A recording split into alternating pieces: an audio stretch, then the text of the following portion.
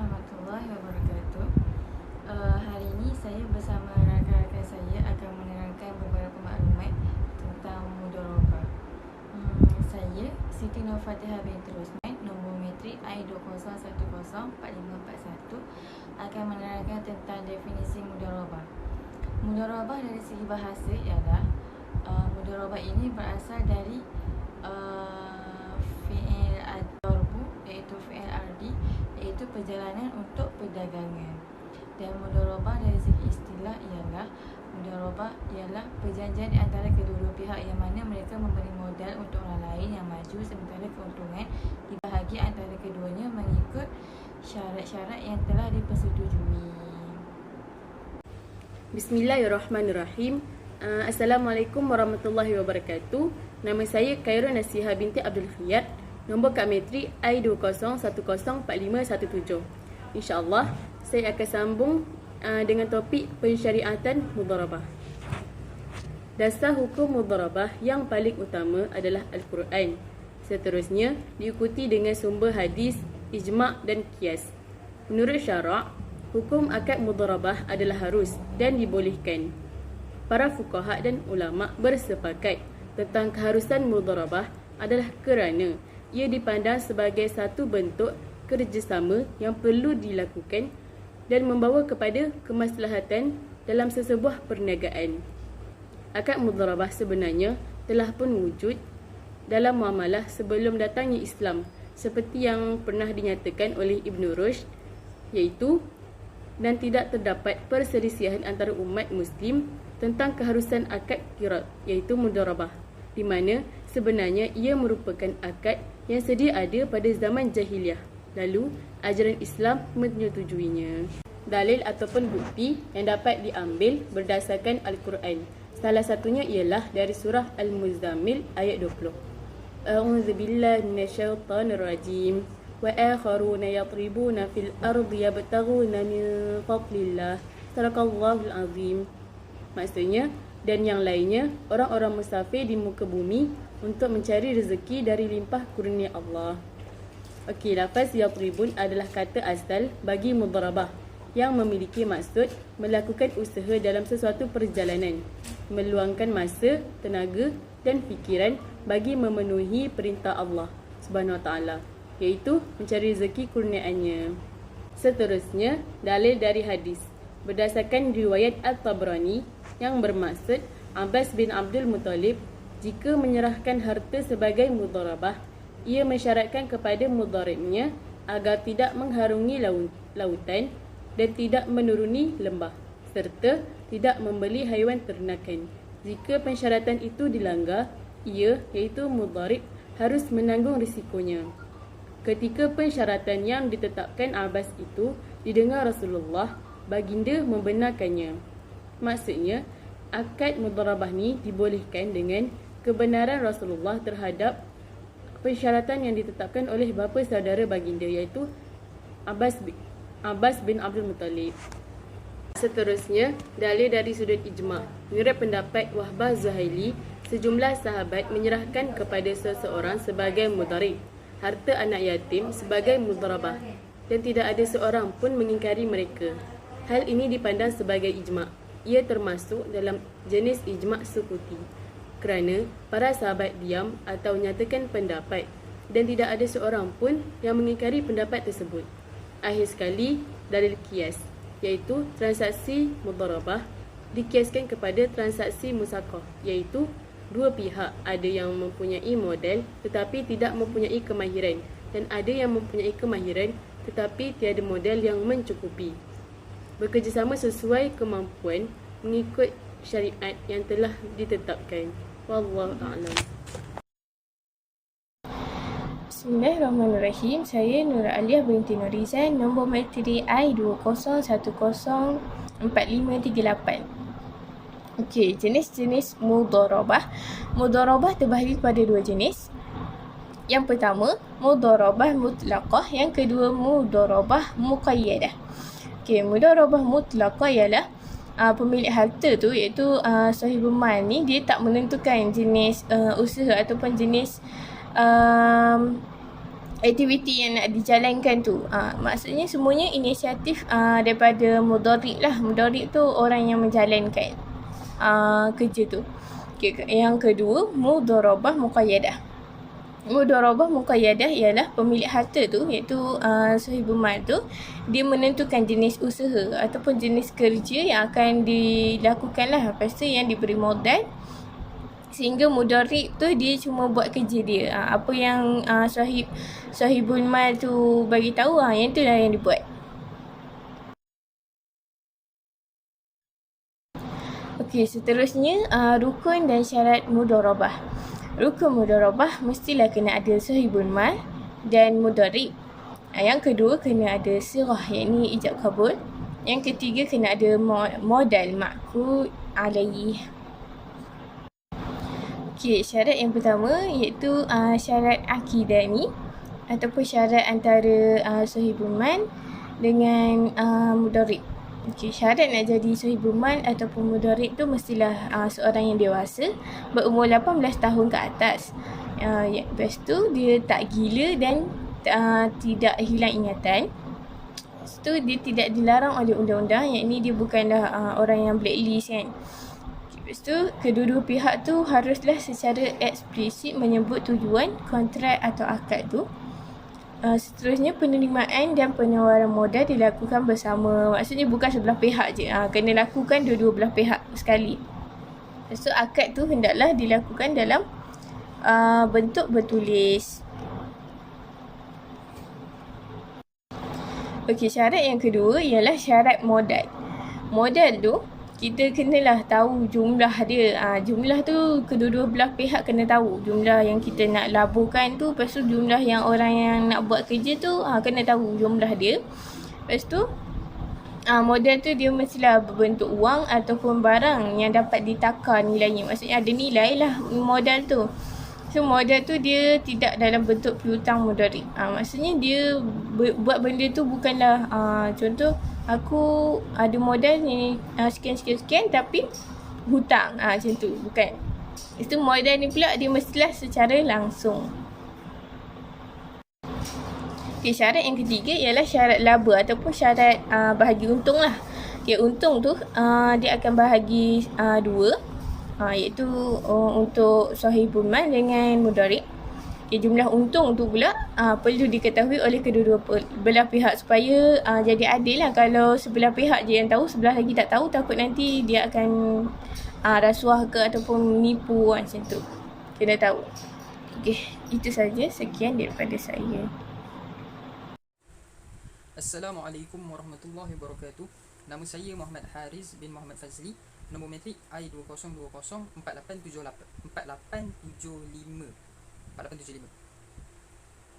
Baik, sekarang saya akan sambung pula kepada pembubaran akad mudharabah. Okey, terdapat beberapa perkara yang menyebabkan akad mudharabah itu boleh ditamatkan atau terbatal. Okey, jadi yang pertama adalah pembatalan. Kedua-dua pihak pelabur dan pengusaha berhak membatalkan kontrak mudharabah pada bila-bila masa, tidak kira sama ada pengusaha telah memulakan urus niaga ataupun tidak. Jadi kontrak mudharabah ni dia boleh ditamatkan atau dibatalkan dengan pembatalan yang dibuat oleh salah satu daripada pengusaha ataupun pelabur ataupun kedua-duanya. Jadi kalau salah satu pihak kata nak tamatkan kontrak mudharabah ini, maka kontrak mudharabah ini akan terbatal, akan ditamatkan pada bila-bila masa, tidak kira sama ada pengusaha telah memulakan perniagaan, urus niaga ataupun tidak. Maksudnya bila-bila masa lah. Yang kedua pula adalah kematian salah satu pihak. Hal ini kerana salah satu syarat sah kontrak adalah kelayakan sebagai pewakil dan wakil. Apabila salah satu pihak meninggal dunia, maka kelayakan tersebut terbatal. Baik, kontrak mudharabah ini juga boleh ditamatkan dengan kematian salah satu pihak. Ini kerana sebab kita sedia maklum bahawa dalam kontrak mudharabah ini dia ada pewakil dan wakil, iaitu pewakil ni pelabur, wakil ni pula adalah pengusaha. Jadi kalau salah seorang daripada pelabur ataupun pengusaha ini mati, maka diorang akan kehilangan kelayakan untuk menjadi pewakil atau wakil. Seterusnya menyebabkan kontrak ini terbatal dan tamat. Seterusnya nombor 3 adalah salah satu pihak gila atau pengsan, yakni koma.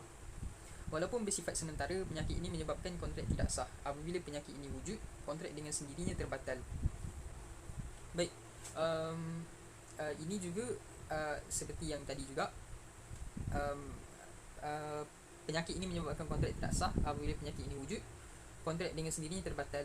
Okay, jadi dalam keadaan ini, kalau pelabur yang gila atau pengsan, maka pengusaha ini boleh mengusahakan modal tersebut. Dan kalau pengusaha ini pula yang gila atau pengsan atau koma, maka wakil ataupun wakil pengusaha boleh meneruskan perniagaan dengan syarat dapat keizinan daripada pelabur. Maksudnya kalau pelabur tu dia boleh bagi wakil kepada pengusaha ni untuk continue, maka dia boleh continue. Okey, yang keempat, kemusnahan modal pelaburan. Tujuan kontrak mudharabah adalah bagi memperoleh keuntungan melalui modal pelaburan yang dikeluarkan. Okay, baik. Yang keempat ini kemusnahan modal pelaburan. Ini kerana kontrak mudharabah ini tujuan utamanya adalah untuk memperoleh keuntungan daripada modal pelaburan yang dikeluarkan. Jadi kalau modal itu musnah, maka tak ada keuntungan lah. Maksudnya maka memang kerugian dari awal lah. Memang kerugian. Jadi kerugian ni pula kita boleh tengok kepada kerugian ni, kalau kerugian ni berpunca daripada pengusaha, maksudnya disebabkan kecuaian pengusaha, berlaku kemusnahan ni. Maksud kemusnahan ni dia terjadi sebabkan kecuaian pengusaha ke disebabkan salah pengusaha, maka pengusaha lah yang akan tanggung kerugian. Akan tapi kalau bukan disebabkan kecuaian pengusaha, yakni macam bencana alam ke apa ke, maka itu akan ditanggung oleh pelabur. Baik, seterusnya kita pergi kepada aplikasi semasa. Ini saya skip dulu sikit. Baik, secara ringkasnya, daripada apa yang kawan-kawan saya telah terangkan, dapat kita fahami bahawa kontrak mudharabah ini secara ringkasnya ada dua pihak. Satu pihak pelabur yang memberi modal, dan satu pihak lagi pengusaha yang mengusahakan. Baik, kemudian jika ada keuntungan, maka keuntungan tersebut akan dibahagi antara pelabur dan pengusaha. Dan kalau ada kerugian pula, pelabur akan menanggung sepenuhnya dan pengusaha pula akan menanggung kerugian dari sudut masa, usaha dan tenaga. Baik, itu secara ringkas yang kita faham daripada apa yang kawan-kawan saya terangkan. Kemudian kita sekarang ni kita nak tengok pula macam mana kontrak mudharabah ini diguna pakai dekat bank. Baik, dekat bank Islamik, dia ada satu produk perbankan, iaitu produk investment account ataupun akaun pelaburan. Baik, kalau dekat bank-bank Islami, dia menggunakan bank-bank Islami, produk investment account diorang akan menggunakan kontrak mudharabah. Jadi macam mana kontrak mudharabah ini di dalam akaun pelaburan bank Islami? Jadi saya akan terangkan. Okay, yang pertama, pemegang akaun iaitu kita sebagai pelabur, kita sebagai penyedia modal. Maka kita akan memberikan modal kepada pengusaha iaitu bank. Kita akan berikan modal kepada bank. Iaitu kita akan buka akaun lah. Kita akan buka akaun pelaburan. Lepas tu kita letak duit dalam tu. Lepas tu bank pula akan mengusahakan duit tersebut. Jadi bank ni akan mengusahakan dengan cara dia melaburkan pula kepada perniagaan patuh syariah. Jadi bank tu akan ambil duit kita tu, dia ambil, dia melabur dekat perniagaan patuh syariah. Dan kalau ada keuntungan akan dibahagi antara pemegang akaun iaitu kita dan bank mengikut nisbah yang dipersetujui. Dan kalau ada kerugian pula, kerugian tersebut akan ditanggung sepenuhnya oleh pemegang akaun iaitu kita. Tapi bank ni pula akan tanggung kerugian juga. Dia akan tanggung kerugian dari sudut masa, usaha dan tenaga. Baik, itu adalah kontrak mudharabah ini yang diaplikasikan dekat bank. Lepas tu kita patah balik sikit. Okey, term investment account, TIAI adalah produk akaun pelaburan bertempoh yang ditawarkan oleh CIMB Islamic Bank Berhad. Ini adalah salah satu contoh produk perbankan Islam yang menggunakan kontrak mudharabah, iaitu term investment account daripada CIMB Bank. Dia menggunakan kontrak mudharabah. Jenis mudharabah yang digunakan oleh kontrak jenis mudharabah yang digunakan dekat bank ni pula, dia mudharabah tersebut, dia jenis mudharabah dia mudharabah mutlaqah, iaitu pelabur ni dia memberikan mandat sepenuhnya kepada bank untuk melakukan urus niaga tersebut lah secara mutlak tanpa letak syariat apa-apa. Seterusnya, ini seperti yang saya terangkan tadi, kita sebagai penyedia modal iaitu Rabbul Mal, dan bank sebagai pengusaha iaitu Mudharib. Kita akan menyediakan modal kepada bank, dan bank akan usahakan dengan melaburkan kepada perniagaan patuh syariah. Keuntungan akan dibahagi antara kita dan bank mengikut nisbah yang dipersetujui, dan kerugian akan ditanggung sepenuhnya oleh kita, dan bank pula akan menanggung kerugian dari sudut kerugian masa, usaha dan tenaga. Baik, itu sahaja daripada saya untuk aplikasi semasa. Sekian, terima kasih. Seterusnya, perbandingan produk perbankan Islamik dengan perbankan konvensional. Untuk perbankan Islamik, produk investment account iaitu akaun pelaburan, ia melibatkan dua pihak iaitu penyelia modal yakni Rabbul Mal dan pengusaha Mudharib. Keuntungan dibahagi antara pemegang akaun dan bank mengikut nisbah akad yang dipersetujui kedua-dua pihak. Manakala kerugian pula ditanggung sepenuhnya oleh pemilik akaun jika ia berlaku bukan atas dasar kecuaian pihak bank. Selain itu, bank pula akan rugi masa, usaha dan tenaga untuk melabur. Akaun pelaburan ini lebih tertumpu kepada konsep saling membantu dan patuh syariah. Okey, seterusnya perbandingan perbankan Islam dengan perbankan konvensional. Okey, perbankan konvensional kami ambil fixed deposit. Dalam fixed deposit ni, pelabur dia akan mendapat satu kadar faedah yang tetap. Lepas tu pelabur ni dia tak mengeluarkan duit daripada simpanan mengikut jangka masa yang ditetapkan. Wang diletakkan pada conventional fixed deposit account. Perjanjian dan kontrak dari pihak bank, pelabur hanya menandatangani dan mempersetujui. Wang dikumpulkan bersama wang depositor dan pelabur lain. Jadi dia akan kumpul lah semua duit-duit tu, lepas tu dia akan kenakan faedah lah. Kalau bank konvensional, kebiasaannya dia ada faedah. Lepas tu dia akan kenakan faedah lah. Kalau bank konvensional, kebiasaannya dia ada faedah. Wang akan digunakan ke dalam mana-mana syarikat yang kukuh untuk memberi pulangan yang baik. Hasil pulangan diberi kepada yang lain untuk dipinjamkan. Lepas tu dalam bank konvensional ni dia menggunakan unsur riba. Lepas tu kadar faedah pula ditentukan oleh bank. Kadar faedah tu maksudnya macam kadar untung ataupun kadar bunga macam tu lebih kurang. Okey, itu sahaja perbandingan dia. Perbandingan dia, kalau bank konvensional dia banyak mengenakan faedah kepada pelanggan dia lah. Kalau perbankan Islam dia tak kenakan faedah, pasal dia tak ada riba. Secara kesimpulannya, skim pelaburan syariah ternyata lebih banyak kebaikan dan kelebihan berbanding skim pelaburan konvensional. Pelaburan melalui skim pelaburan syariah adalah bebas daripada riba, penipuan, penindasan, gharar, pembaziran dan sebagainya. Akan tetapi berkemungkinan bahawa dalam pelaburan konvensional wujud semua unsur tersebut. Walaupun skim pelaburan konvensional sudah lama menguasai pasaran pelaburan dunia, namun skim-skim pelaburan syariah pada masa kini sudah semakin bertambah dan perlu dipesatkan lagi perkembangannya supaya dapat menyaingi dan mengatasi skim pelaburan konvensional. Ini adalah alternatif bagi menambah produk-produk sedia ada dan memberi pendedahan kepada umat Islam dan masyarakat umumnya. Oleh itu, masyarakat terutamanya umat Islam perlu bersama-sama berusaha memperkasakan skim pelaburan syariah yang masih di peringkat permulaan ini. Dengan kerjasama yang padu dan berterusan, segala usaha yang dilakukan untuk memperkasakan pelaburan syariah akan mencapai objektif dan matlamatnya. Itu sahaja daripada